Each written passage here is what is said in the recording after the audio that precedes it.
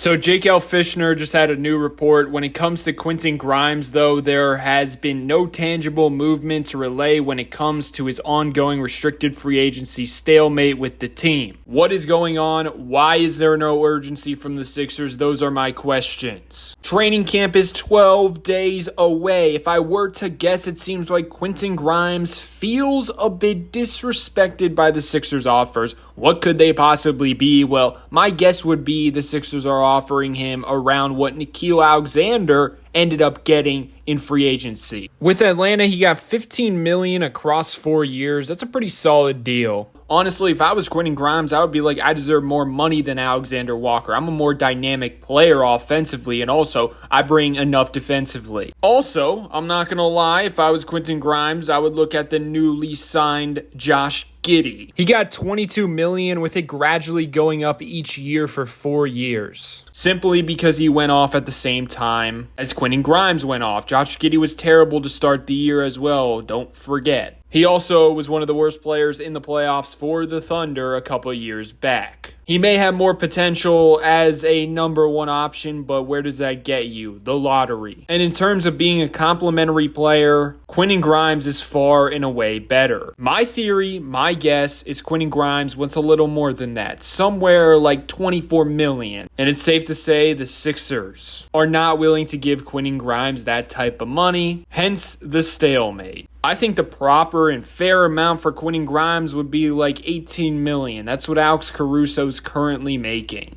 But also, I don't mind overpaying him a bit because I believe he's still going to be a valuable trade asset down the road, and he would help match larger contracts in trade scenarios. I think that was missing over the offseason, which didn't allow the Sixers to be in the sweepstakes for a guy like Cam Johnson or a guy like John Collins. And that would have been huge for them considering the lack of power forwards on the roster, but they just did not have the contracts to match Cam Johnson at $21 million or John Collins at $26 million. Their trade assets during this summer have been Kelly Oubre and Andre Drummond. Not only are they negative value contracts, but also they only sum up to $13 million. Overall, I hope everything gets sorted out before training camp. I just don't want to have distractions at all. I don't think it's needed. But I also understand both sides. Quentin Grimes wants to get paid, but the Sixers also don't want to overpay him because of the apron situation. I don't know, it's just annoying, and it feels like another situation where you're like, oh yeah, it's the Sixers. The worst case scenario is going to happen, and it's just going to be annoying. Like, why can't it just be a situation where, we fleeced the Mavs during the season, and now we just signed Quentin Grimes to a long-term deal. Yay! Can't wait for the season. Nope, it's the Sixers, so everything got to be annoying. You know what I'm saying?